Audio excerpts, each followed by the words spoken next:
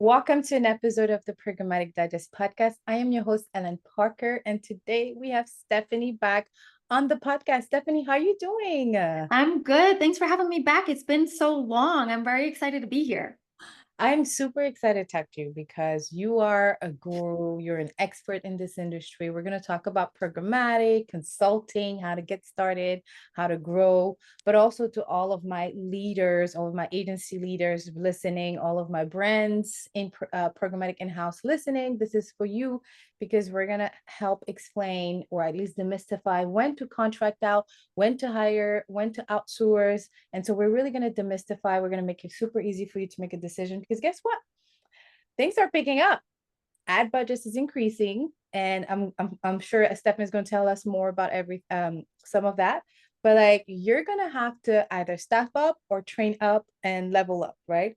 And so this conversation is definitely for you. So stick around for that. So Stefanie, before we get into this sexy conversation, how about you tell us a little bit about what you do? I know you've been on the podcast before, but like just refresh everyone's memory, like what you're doing today, how's SMB consulting moving? What are some of your vision for the next 5 years? Like how are you going to spread some of that unicorn magic into the industry?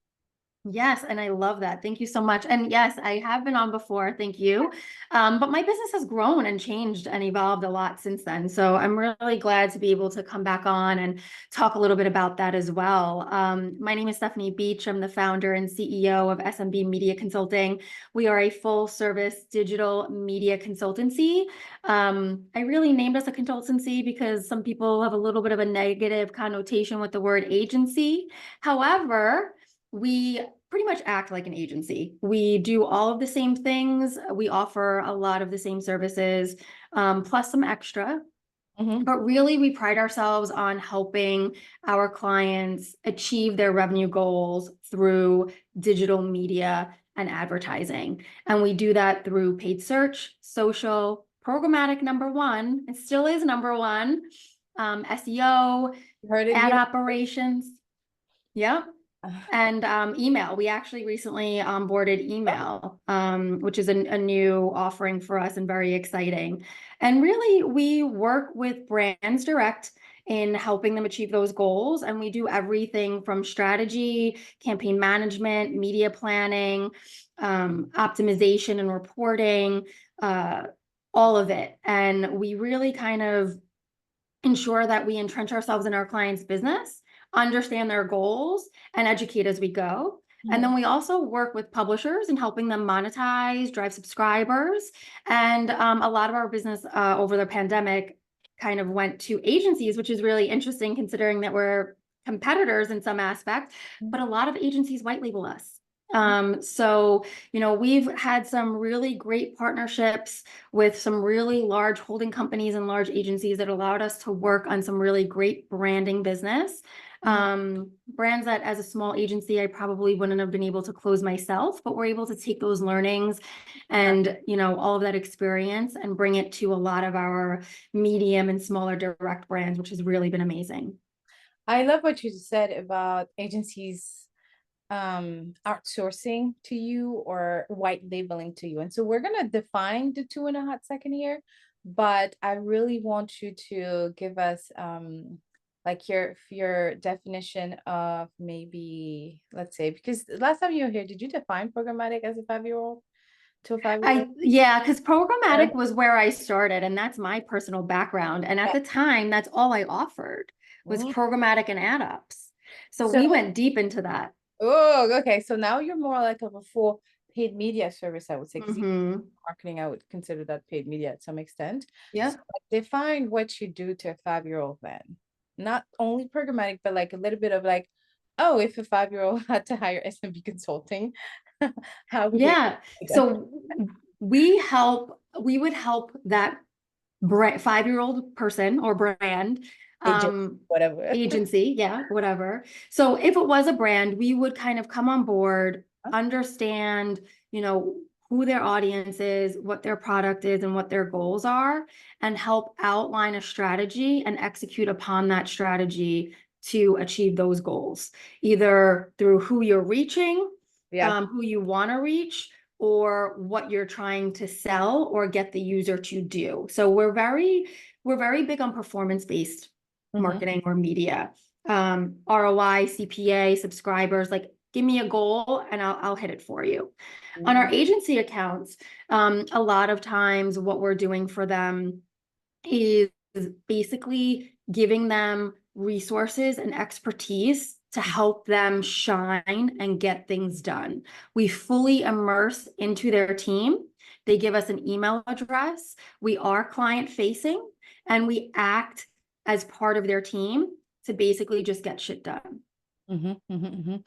And you know what? This made me think about and that's like a little sidebar here. Because I think I got in trouble on Instagram this weekend. And here, Uh-oh. and this is what happened. So one of the accounts, I'll put the post in the show notes because I don't remember which account it was, but one of the account that I follow is about entrepreneurship leadership said that a lash consultant, somebody that does eyelashes, was charging an extra $15 for clients that did not want her or allowed her to take pictures of them. Wow. So before I tell you what happened in the comments, what is your perspective? Do you think she's right or do you think she's wrong? Yes or no? It can't be in the middle. Yes or no? I Your take. personally think that's wrong. Okay, go ahead. Tell us why. I think that it's a personal preference to, I'm sure that her social media is public, and I feel like that might be uncomfortable for some people to have their face No, okay. publicly shown to people that they don't know. Um, Mm-hmm. and I feel as though you charging me extra for that is like you're punishing me because I feel a certain way, and I just don't think that that's right. Okay. All right. I So I, I guess you felt different. yes, absolutely. So the majority of the Instagram comments were aligned with you.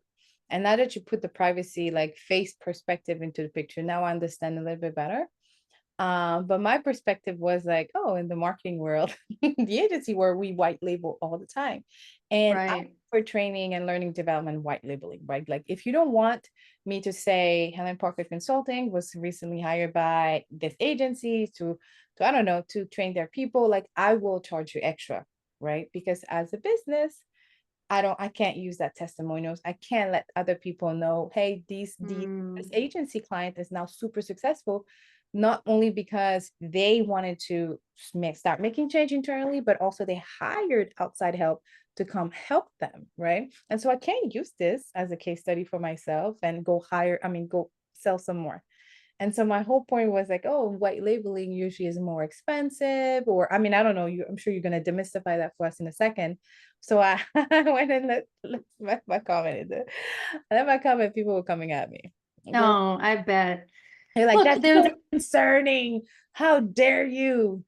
And then I was like, this is our business. If you're not happy, go ahead and right. go somewhere else. But I do, maybe so is that and that's when I was like only a yes or no question because to me I was like, oh, at first I was like, oh hell no, and then I was like, I mean, I've been in situation where I was hired by bigger name brands or whatever you want to call it, sign a white label, and I can't use that name brand anywhere. I can just be like, it was a CPG or whatever. Oh, it was a Right. educational institute that hired me, which was.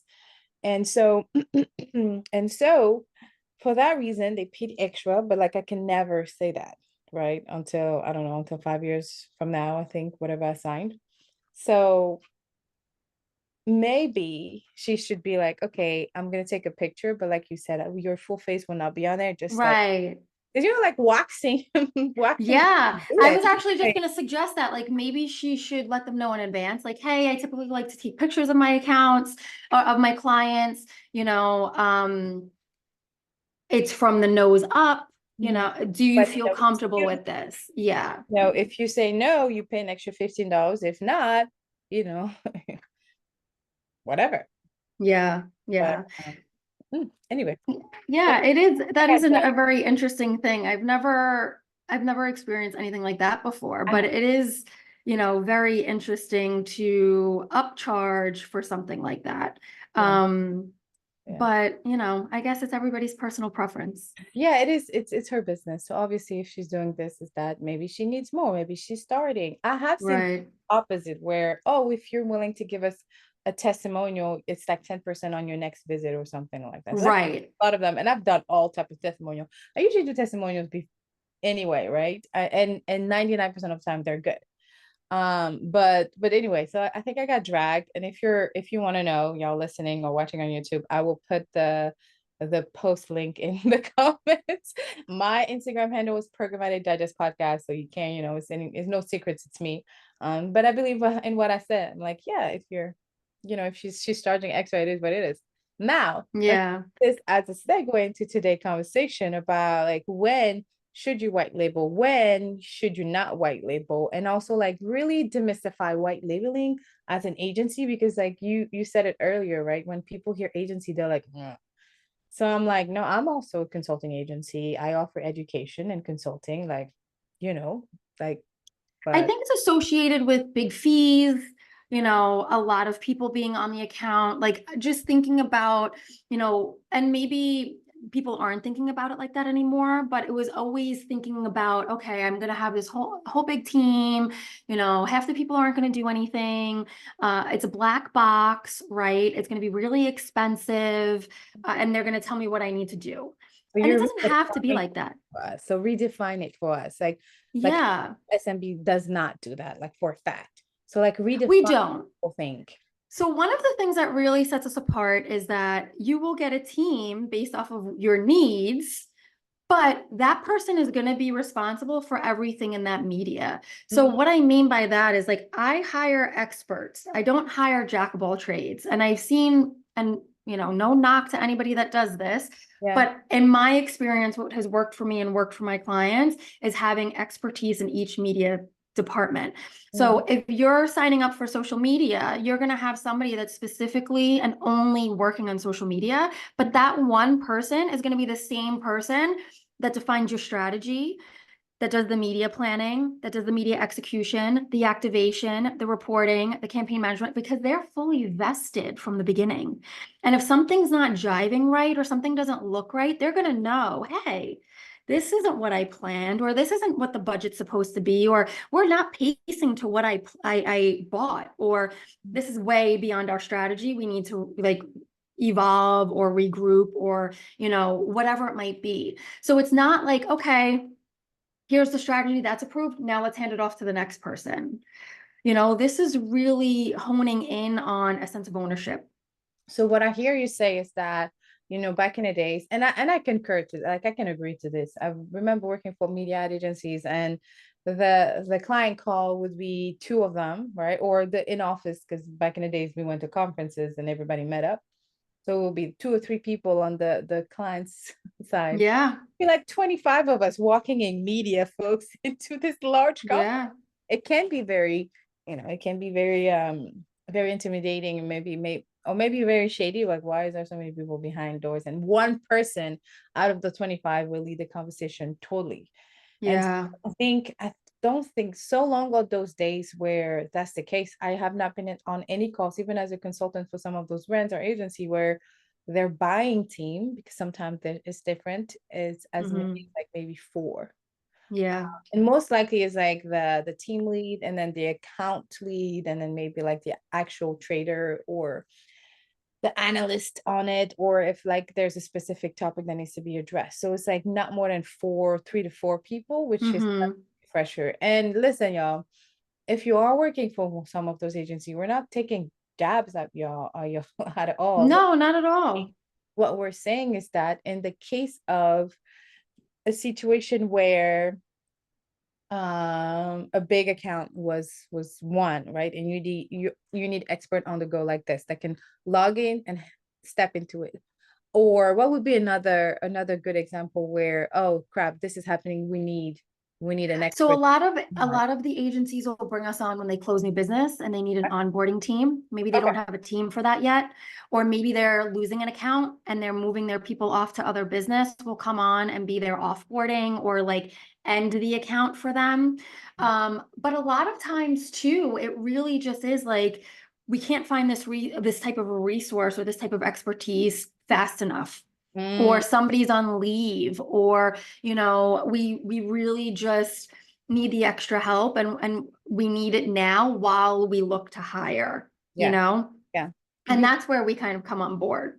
Yeah, before we really started only doing education, training, and workshop, that's what we did. We did a little bit of what you probably at the lower level because I only wanted to do programmatic, and Yeah. so we would be hired within like, and then the sales cycle used to be a week or less for us. It's like somebody talked Hmm. about it, refer them to Helene, me, and then I will be the buyer on the account or like somebody on my team. And like within a week, we were up and running. And so I think Hmm. that's the biggest thing with what you're saying compared to like the traditional rigid the original agency model, right? It's like Yeah. on board fairly fast because like first of all, we don't have to go through many men or many women to jump over this, sign this or whatever. It's like, okay, we're agree on this, these terms, scope of work is signed, boom, invoice is paid, Yeah. we start working. And we could come in on any part, right? So we could strictly do strategy, or we could strictly do media planning, or we could only do activation. Like we could do all of it or one piece of it, And I think the flexibility on that is really great. And then what we also do for a lot of our agency accounts, knowing that the business is versatile, right? Like there, some of that's out of their hands. I give them a 2-week cancellation policy. So if something happens with the business, Uh-huh. they could give us 2 weeks notice, and then we either, well, not only happen, but if they hire someone too, sometimes that Yeah, happens. They true. hire faster, so they'll give us the 2 weeks notice. We usually try to overlap with that person, and either we'll offload to whoever, Yeah. is taking over the account, or we'll do on the job training for the new hire so that Mm. the hiring manager doesn't need to worry about doing that or have that stress. And we're already doing the day to day for them. So we're really just showing them what we've been doing. And we also create processes and materials as leave behinds to help as well.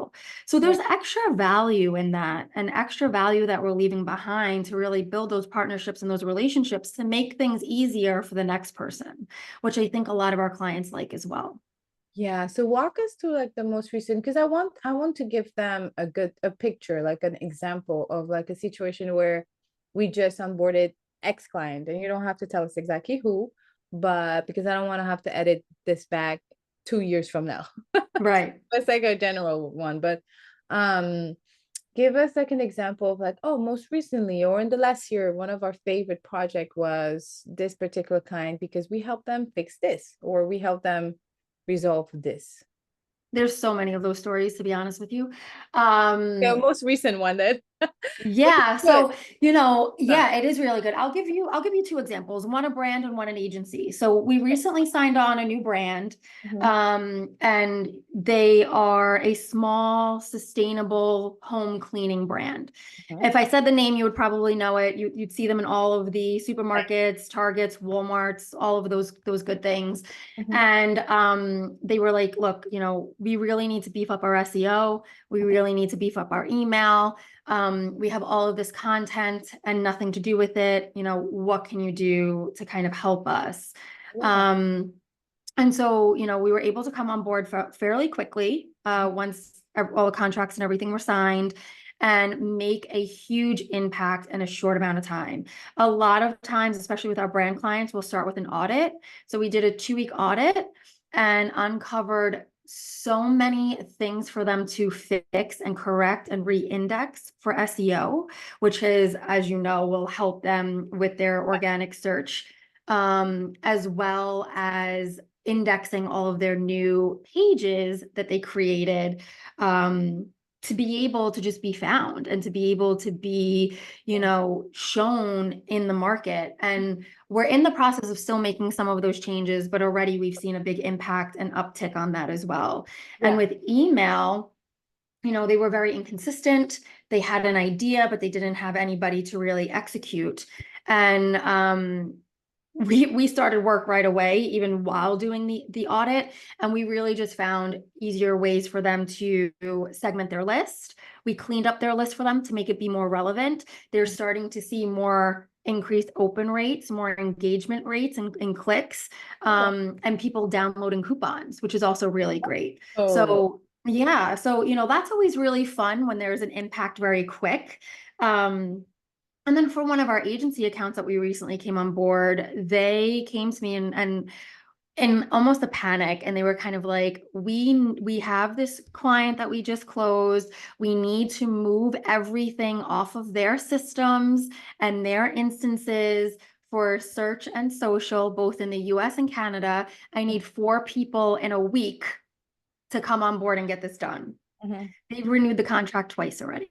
Oh, yeah, yeah, that's what's up. Okay. And yeah, and they are trying to hire, but they're like, you know what? My team is so in love with your team that I could breathe and not necessarily worry about rushing it and find the right person. And that makes a difference in an organization. Yes, it does. Like, I mean, anyway, yes, it does a lot. You almost got to. Yeah, So much, it makes such a big difference, and it's about who has to do it for you instead of how you can do it yourself. yeah, I'm always talking, like when I do the one-on-one coaching, I always tell most of my one-on-one coachings, which just recently started doing, even like I haven't even advertised about it because I was like, okay, let me just test it. But like most of the 6 people that are on a one-on-one separate, most of them have worked in the industry for like maybe 3 to 5 years, and they're like, I feel like I don't know how to move forward. I've been a senior trader for a minute.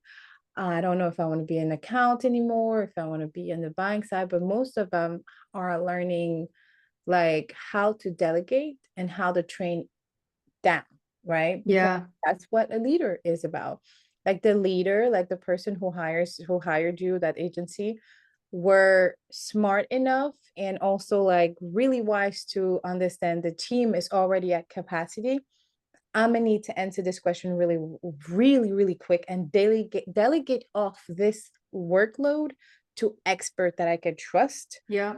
And that's what they did. So if you're listening to this and you're in this position where you're like, I've been a senior, I want to be an associate director, director, VP, whatever it is, the number one thing you have to do is learn how to delegate and empower your team, which is either training or either giving them the support, offloading some of the work so that they can continue their own leveling up skills. And of course, there's many ways to do this, but like SMB consulting is one of them. Yeah. And delegating is so hard for everybody. So It's oh so hard. hard. Yeah, it's so hard and it is so important. But I always tell people in that position, Mhm, act like the role you want to be in so they can't tell you no when you ask for it because mhm, you're already doing it. mhm. Yeah, yeah, and track it, measure it, right? Because Yeah, sometimes we'll start being that director before the promotion, before the exactly. before the money, and so start recording your wins, and that's why I always celebrate wins, 2 wins and a challenge in the coaching call, any training that I do. I start every I love that. because I'm like, we're gonna get to that 1 year or that 6 month review and be like, what did I do again? I don't know if I did anything specific, but no, you did. You did a lot of things, but Right. not trained to remember it or to record it, right? Because we don't remember half of the stuff we do. You don't remember the magic that you did, and that's not okay, because ultimately, like, you don't remind people of the value you can bring as a person, as an employee, as a unicorn. And wins, 2 wins and a challenge can do that. So you speak about your wins, and then if it's a win that really made you feel great, any wins made you feel great, you take a screenshot and you add it in a folder, or you take notes. Yeah. And in 6 months, you just like you show your receipts, like boop, boop, boop. This is what happened. I help this, I help, adjust the QA checklist. Now it takes the team half the time to QA, Right. a live campaign. Or I did this and it helped the company save $70,000 because I QA and I saw that it was an extra zero where it wasn't supposed to be. So Yeah. so I think it's super important to win in a challenge, because everything we do, in the wise word of my grandpa, is like all work is work. Like work, every type of work counts. Yeah. Period. Like if your And work, I love that. Yeah. every type of experience work, everything can be used into something else. Any skills can be transferred into your day-to-day, to your future promotion. Love Absolutely. what you said about like Absolutely. And I Yeah. love the two wins. I do a lot of mentoring in the industry. I'm going to start stealing that for our Yeah. meetings. But I also, I said the same thing. I went back to my auto mama and did a career day Oh, talk with some of the seniors there. And I said the same thing to them. They were like, what do you look for when you hire? And, how can I get a job? And a lot of things about the industry and being in media and being in marketing. A lot of the younger people are like, I'm going to be a YouTube sensation, or I want to be a content creator. And I Instagram. was like, listen, there's a lot more to the industry than just that. So you Yep. really need to kind of figure out where you want to be and what you like. Love But I that. did also tell them as well that some of the things that I look for when hiring, especially somebody out of school or somebody young, are things that are transferable skills. So being client facing is the same as doing something in customer service. Like, Yeah. how do you service those customers? If you worked at McDonald's, if you worked at Starbucks, like that all counts. You need to really kind of extrapolate the actual duty Mhm. and highlight the duty and how that relates to what you want to do, as Damn. opposed to So just good. being like, oh, I worked at Starbucks as a barista. First of all, just so you know, if you are working at Starbucks or you know somebody that works at Starbucks that want to pivot, I have trained so many baristas and Really? no, for real talk, at least 4 or 5 in the 10 years. Okay. And some of those, actually all of them are in such great position, like they're so successful in the industry. One of them is a director of media and has been a director and have led team between 1 to 25, right? And the other Wow. one has moved from activation to reporting analytics and to learning and development now, and she's leading a team. The other one has done a lot of like specific like strategies, right? Like, so she's built up specialty in her career. And listen, there's no I don't care. I've trained a dog walker, I've trained a yoga therapist. Like, it does not It matter. doesn't. If Like, you want it, you can get it. 99% of the people that works in the industry did not know they were going to work in Yeah, it's a truth. programming. It's a And the truth. other 1% happened to do a program at a university where a programmatic was job, or join a program like mine. But like, it's not easy to find those because programmatic is actually not, I don't know, it's not as popular, I guess, or universities don't teach it for real, for I real. know. And I so actually put together a whole entire programmatic syllabus to try to teach at my old college. And I've been trying to talk to them about it because it didn't exist when I was in college, but it's such a huge part of the industry. For it to not be part of the curriculum is just beyond me. for real, for real. And once in a while, like once in a while, I should probably make it more consistent. But like last quarter, I was talking to an HBCU in town to have them like, yo, you gotta start at least programmatic. And then you Yeah, talk about some search, some social, some email, whatever it is. Because now this new generation that's coming is more excited about concrete skills that they can like these young students that ask you, young student, that the university students yeah, ask you like, what are specific skills you want to hire for. Like, they want to be able to like learn it one on their own and on the job, which right. is Yep. such a big difference from, I mean, my generation just 10 years ago. So you I know know. uh, Yeah, it is. But really, what we do is make people's lives easier. My tagline is so happy we're here to help, because that's exactly what we're doing. We're coming in and we're helping, and we're alleviating stress from the day to day, whether it's the hiring manager or somebody else on the team. Because if, from experience, which I'm sure you've definitely experienced as well, when you're stressed and when the team is down and out, mhm, they're looking to get out.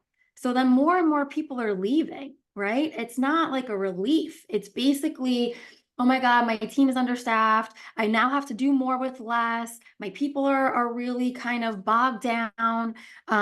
They're stressed out themselves. And now my team is starting to leave. And that's when things kind of get out of control. And that's a good time mhm. to outsource or white label as well. So you prevent that from happening. it's hard because, you know, the day-to-day people want that, and sometimes the finance people don't. But that is really a good way to kind of come into that. And Yeah.